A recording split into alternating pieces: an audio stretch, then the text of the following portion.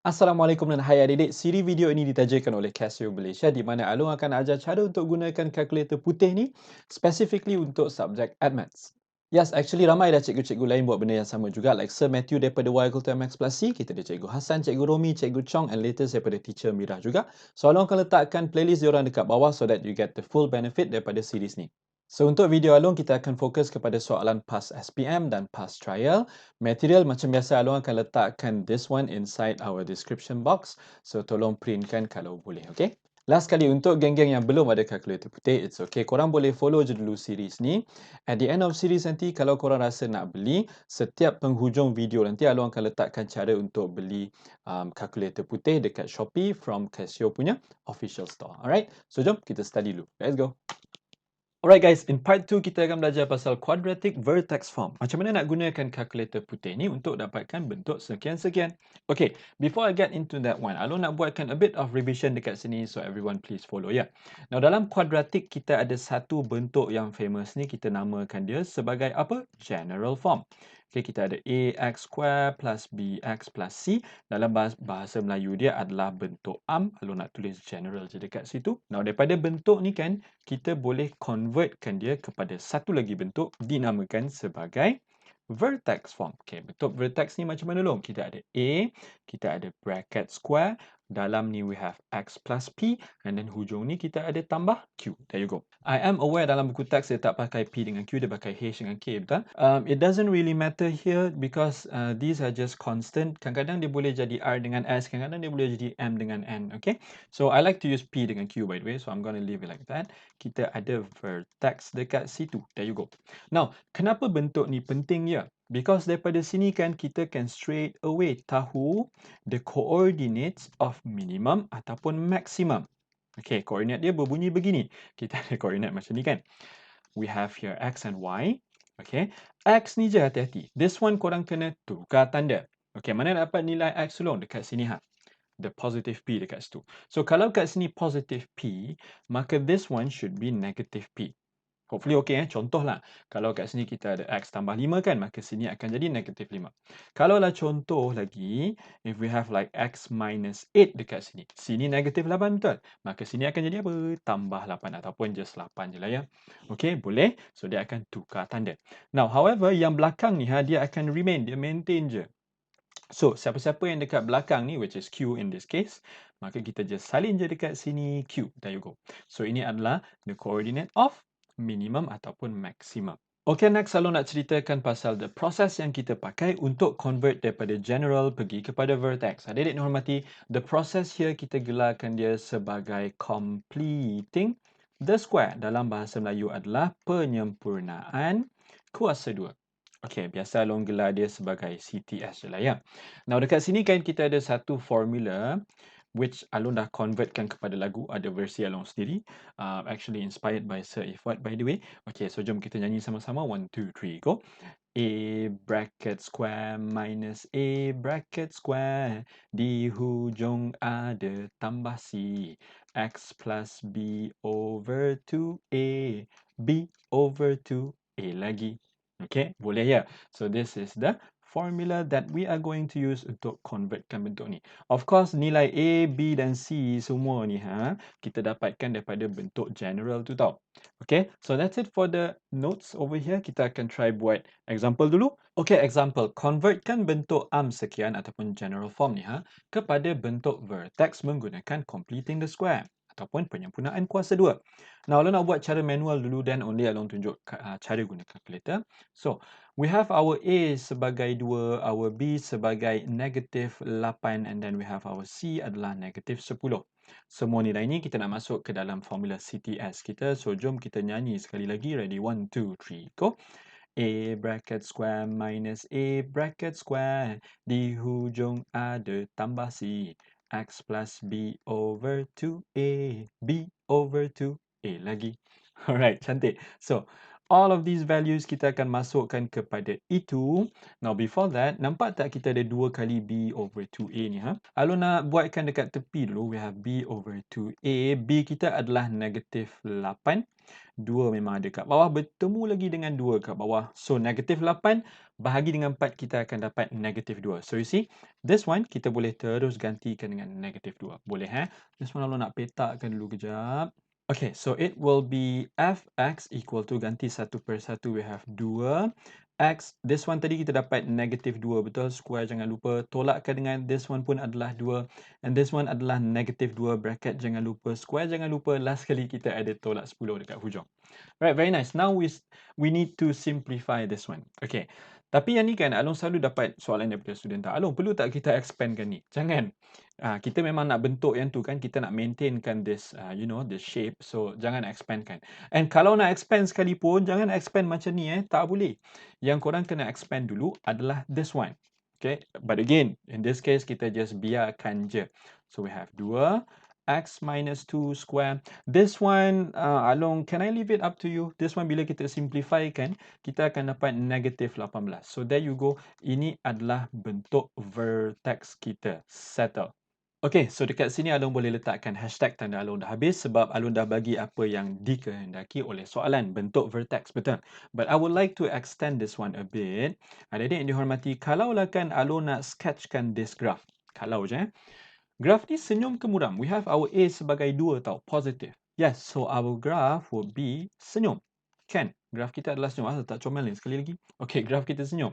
Bila senyum, bawah ni rasa-rasa minimum ke maximum? Yes, by right it should be minimum lah kan? And then kita ada bracket like this. We want to find the coordinates. Koordinat untuk X ni je yang bahaya, kita kena tukar tanda. Mana nak dapat? Negatif 2. Kalau sini negatif 2, maka kat bawah ni adalah apa? Yes, positif 2. Cantik. Hujung ni kita just follow. Follow siapa? Negatif 18. Very nice. So, here will be 2 negatif 18. Okay, so daripada tadi Along dah sebut cara nak guna calculator bla bla bla tu kan. So, jom Along nak tunjuk. So, onkan your calculator, tekankan menu, lepas tu tekankan A ni A merah ni, tekankan tu. Choose polynomial, alright, and then degree kita adalah 2 macam biasa, quadratic kan. Kita nak masukkan semua nilai A, B, C, so we have here A adalah 2, okay, B kita negatif 8, and C kita adalah negatif 10. Tekan equal, kita akan dapat roots dulu tau. Okay, yang ni biasa calculator silver dengan hitam pun akan dapat kita ada roots 5 dan negatif 1. Kalau kita perlu, kita boleh silentkan benda tu. But, bila kita tekan equal lagi kan, ataupun ke bawah, kita akan dapat nilai ni tau. Dia cakap minimum of bla bla bla. X is equal to 2. Maksudnya koordinat untuk minimum untuk X adalah 2. Cuba kita check. Ya ke tak sini 2? Ya. Kan? Very nice. And then, bila lo pergi ke bawah lagi, kita akan dapat the minimum of Y. Y dia cakap adalah negatif 8. Negatif 18, sorry. Ya ke tak? Ya. So, ini adalah cara untuk kita semakkan jawapan. Ataupun, daripada sini kan, kita dapatkan your answer over here. Kita boleh masukkan ke dalam bentuk itu pun boleh juga. Alright, so that's one smart way of using your calculator. Let's go to question number 1. So question 1 ni daripada SPM Sebenar 2007. I know it's a long time ago, tapi we can still use it untuk latihan, okay? So the quadratic function fx equal to sekian-sekian, ini bentuk general. Can be expressed in the form of sekian-sekian, ini bentuk vertex. Sama macam soalan tadi juga. Tapi sekarang ni dia minta kita labelkan the value of m dengan value of n. Okay, tadi kan kita buat manual dulu dan kita check guna calculator, but this time round Along nak terbalik. Saya nak guna calculator dulu untuk, letakkan jawapan and then kita buat cara manual. So A is 1, B is 2, and then my C is negative 4. Then straight to the calculator, tekankan menu, tekan A, polynomial, degree 2. A adalah 1, again B adalah 2, and then C adalah negatif 4. Negatif jangan lupa. Tekan equal, kita akan dapat roots dulu. Tapi in this case, roots tak penting kan, we can skip this one. The thing that we want adalah this coordinate. Dia cakap minimum dia X adalah negative 1. So kalau nak tulis kat bawah, the minimum coordinate should be negative 1 untuk X, and then my Y should be negative 5. Okay, dan daripada sini kita boleh hasilkan our vertex form. Okay, vertex form kan kita ada A dalam bracket X plus P, kita ada square, and then hujung ada tambah Q, betul? Alright, lalu nak masukkan nilai satu per satu. Nilai hujung ni dia just follow ataupun maintain, tak ada masalah. Dia semua boleh padam, letakkan tolak 5. Tapi yang ni hati-hati. Kalau sini negative 1, rasa-rasa dalam tu akan jadi apa? Positive 1 ataupun plus 1. So, yang ni Along boleh padamkan dia. We are going to put here plus 1. There you go. Tapi last kali A ni jangan lupa pula. A ni daripada mana nak dapat Long? A ni just followkan dia. Yang asal tu daripada general form. So, it should be 1. So, this one Along boleh padam je. Kita letak equal je dekat sini. Boleh? There you go.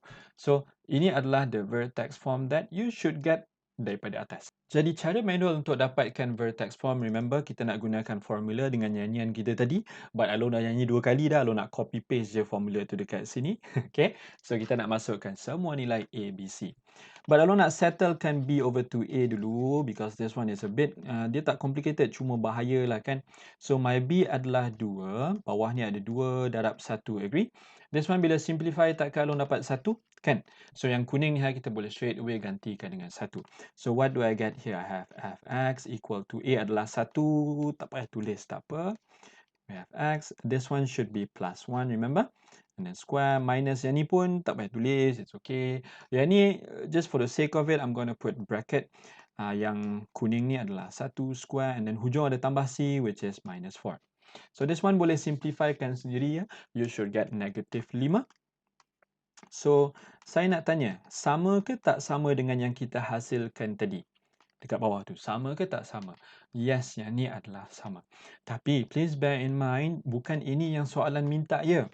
Kalau example tadi boleh stop dekat sini. Tapi, soalan tu minta nilai M dengan N. Remember kita nak comparekan dengan siapa? This one. Yang ni padam, kita highlightkan this one. Okay, so kalau nak salin balik, kita ada fx equal to dalam bracket x plus M. Kita ada square and then minus N, betul? Okay, yang ni hati-hati kita nak comparekan dua benda ni tau. Okay, bila saya comparekan, nampak tak nilai M ni adalah equal to 1? Yang ni korang jangan pergi terbalik pula dah. Jangan pergi tukar tanda. Kita just compare atas dengan bawah mengikut bentuk yang kita ada. So, in other words, we can say that M is equal to 1. Agree? Okay, but what about N dekat sini? What about N? Sini ada negative N, sini ada negative 5, betul? Kalau korang tak compare bahagian negative, you can straight away say that N should be equal to 5. Agree? Yes. So I can say that my N is equal to 5. So this is the answer. There you go. Let's go to number 2. Alright, so question 2 is from Trial Kelantan 2020, fresh from the oven. Sebenarnya soalan ni lagi besar, dia actually daripada paper 2. Tapi Along extractkan part kecil yang kita boleh buat guna latihan dalam video ni, okay? So, given the quadratic function fx equal to sekian-sekian, saya nak tanya, ini bentuk apa ya? Ini adalah bentuk general ataupun bentuk arm yang belum tersusun. Lepas ni kita kena susun dulu. Use completing the square and find the coordinates of the maximum point. Adik-adik dihormati, macam saya cakap tadi, kita nak susun dulu. So, we have our fx equal to negative x square minus 3x and then plus 4. Daripada sini, kita boleh dapatkan my ABC. So, A is negative 1, B is negative 3. Cantik. And then my C is equal to 4. Daripada sini, kalau nak tekan calculator, tekankan menu, tekankan A, which is polynomial degree 2. Masukkan semua ABC. So, negative 1. Negative 3 and last kali my C is 4. Pap. Again, macam biasa, yang ni roots kita tak perlu. Kalau dia minta, kita bagi. But this one dia tak minta. So, kita scroll down sampai kita jumpa maximum of X adalah sekian-sekian. Now, you might notice X dia tak comel sangat, but it's okay, kita hadap ya. So, I'm going to write this down. We have max, okay, negative 3 per 2. And then the other one untuk Y adalah 25 over 4. Okay. There you go, cantik. Daripada sini, kalau nak hasilkan my vertex form, remember? So, we have A dalam bracket, yang ni equal Okay, dalam bracket X plus P square ditambahkan dengan Q. Again, macam biasa juga. Hujung ni just follow je, yang ni maintain. So, it will be 25 over 4. Right? And then, yang ni hati-hati. Kalau sini negatif 3 per 2, maka sini kena tukar tanda. It will be positive 3 over 2. So, dalam padam yang ni, kita letak tambah 3 per 2. Okay, 3 tak comel sekali lagi. Okay, there you go. So, last kali is my A. Dalam case ni, A kita adalah negative 1, betul? So, kalau nak padamkan A along tu, kita letakkan dekat depan ni, we are just going to put negative over there. So, by right, you should get your answers sebegini rupa. But please, jangan skipkan jalan kira, boleh? Okay, so let's go. Kita kena masukkan semua nilai ABC ke dalam formula yang kita buat daripada awal tadi. Yang ni pun korang boleh nyanyi sendirilah ya. Okay, now I want to simplify B over 2A dulu. Okay, you see we have B over 2A ni kan sebagai apa? B adalah negative 3. Cantik, tak comel sekali lagi. We have 3 and then divided by 2, my A is negative 1. Okay, nampak tak ada negatif atas dengan bawah? Kita boleh potong. So, eventually dia akan tinggal apa? 3/2. That's why it's always a good idea untuk simplify yang ni dulu. So that korang tak perlu fikirkan benda ni dekat dalam formula tu. Dia jadi lagi serabut, betul? So, let's go and key in the values. So, fx is equal to a adalah -1, so I'm just going to put negative. Sini adalah 3/2. Okay. And then square jangan lupa. This one hati-hati ya, because negative bertemu dengan -1, you should get +1, betul? I'm just going to put positive. And then dalam ni kita ada 3/2, bracket jangan lupa, and then ada square. Ditambahkan dengan C hujung adalah 4. Alright, again, this one I leave it to you. This one boleh guna calculator, nak congak pun boleh, silakan. By right, you should get 25/4. Boleh, eh? Okay, so when you do that, we'll get fx equal to negative, well, essentially benda yang sama je kat bawah tu. A bit redundant, but it's okay. So 3/2 and then square, ditambahkan dengan 25/4. There you go, cantik. But again, sini jangan tutup sebab dia minta the coordinates. Make sure korang tahu kehendak soalan. Kalau dia minta A, kita bagi A. Kalau dia minta B, kita bagi B. So in this case, dia minta the coordinates of maximum point. Okay, saya saja nak sketchkan je. Kalau lah Along nak sketchkan dekat sini kan, graf ni senyum ke muram? Graf ini A dia adalah negatif tau. Bila ketua kita negatif, maka kita akan muram ataupun sedih, betul? Bila kita sedih, atas ni kita gelarkan dia sebagai puncak ataupun the maximum. Agree? And then, kalau sini 3/2, maka kita kena tukar tanda jadi negatif 3/2. 3 long sekali lagi. 3/2. And then yang hujung ni kita just maintain. So you'll get what? 25/4. And this should be your final answer. Ni Along buat guna pen biru boleh? There you go. Cantik. Next. Last question for today, number 3. Ini adalah daripada trial Kedah 2018. The quadratic function is defined by fx equal to sekian-sekian di mana k is a constant. Okay, ini bentuk apa ya? Ini bentuk general form ataupun bentuk am. Alright, lepas tu dia cakap expresskan fx, ungkapkan fx dalam bentuk sekian-sekian. Ini bentuk apa ya? Ya, ini adalah bentuk vertex. So, dia lebih kurang je dengan soalan-soalan sebelum ini. Tetapi the reason why Along letakkan soalan ni last sekali is because Along tak nak korang, get carried away thinking that, oh, semua soalan boleh guna calculator. Tapi soalan ni boleh tak guna calculator? I want you to think by yourself dulu. Boleh ke tak boleh? Tak boleh. You know why? Sebab hujung ni kita tak ada nilai C. Ataupun, kata lain, kita tak cukup nilai A, B dan C. Okay? So, in this case, kita still kena guna cara manual. Okay, so macam mana cara manual? Kita gunakan our CTS. Okay, so korang boleh nyanyi sendiri. Along just nak copy pastekan my formula over here. Alright, we are going to insert all of the values untuk A, B dan C. So saya nak salin dulu, kita ada A is equal to 1, B is equal to -6 and C is equal to K. Macam biasa, B over 2A ni Along nak simplifykan dekat sebelah dahulu. Okay, my B is -6. Kita ada per 2. A kita adalah 1. Bila simplify, Along akan dapat -3. So, yang part kuning tu kita nak ganti terus dengan -3. So, kita akan dapat fx equal to A adalah 1. Tak payah salin pun tak apa. So, x minus 3 yang kuning tu kan adalah tolak 3 square. Jangan lupa. Minus ini satu lagi. Tak payah salin. Tapi, -3 ni make sure ada bracket dekat situ tau. Kalau tak nanti cedok. So, -3 dekat dalam. And then we have square. Hujung sekali kita ada tambah K. So, bila Along simplifykan this one, depan tu tak jadi apa-apa. Jangan pergi expandkan lagi tau. But this one, hati-hati. Yang Along highlight color kuning ni akan jadi +9, betul? +9 bertemu lagi dengan negatif. Dia akan jadi tolak 9. Agree? So, this one, part belakang ni, part ekor tu, saya nak tuliskan sebagai tambah K and then baru tolak 9 boleh? Boleh je. Korang nak tulis -9 dulu tambah K pun boleh. Tak ada masalah. Okay? So, this is your bentuk vertex. So, there you go. Ini sebenarnya dah settle untuk soalan A. Alright, so what about B? Jom. Given the minimum value of fx is 6, find the value of k. Okay, sini kan dia cakap minimum untuk fx adalah 6 tau. Erti kata lain, dia nak cakap, okay, untuk minimum ataupun dekat minimum, nilai y kita adalah equal to 6. So, macam mana kita nak compare? Okay, Along nak sketchkan dulu. I know siapa-siapa yang bijak, korang boleh je extract terus daripada sini. But, Along just nak, sketchkan dia punya graph dulu. Saya nak tanya, based on this function, graph dia senyum ke muram? Ketua kita positif ke negatif? Ketua kita positive 1, agree? So, you should be smiling. And then, bawah ini adalah the minimum coordinates, di mana nilai X ni kita kena tukar tanda. Alright, so bila dalam ini adalah negative 3, so here should be positive 3, cantik. And hujung ni hati-hati please. Betul tak kalau saya cakap, oh Along, sini negative 9, so dia just follow je negative 9. Ya ke tak? Tak. Sebab hujung tu kita kena ambil semua tau. Semua ekor dekat hujung ni kita kena ambil all of that. So it will be K minus 9. Jadikan daripada situ kita tahu Y kita adalah K tolak 9. This one should be the same as Y equal to 6, betul?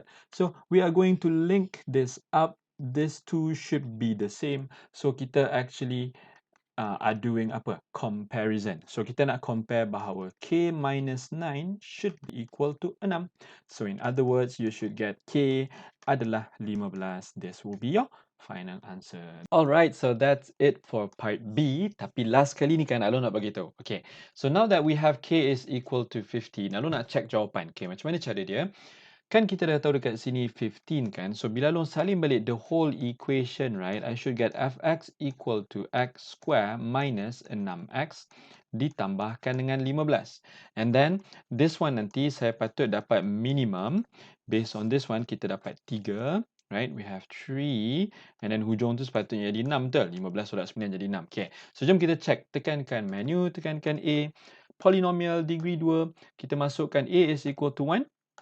Based on equation yang final ni, B kita adalah negative 6 and last sekali my C is 15. Tekan equal, equal lagi sekali and then we scroll ke bawah and then you will see the minimum value of X adalah 3. Sama tak? Sama. Pergi bawah lagi. Sama tak equal to 6? Yes. So 3, 6. There you go.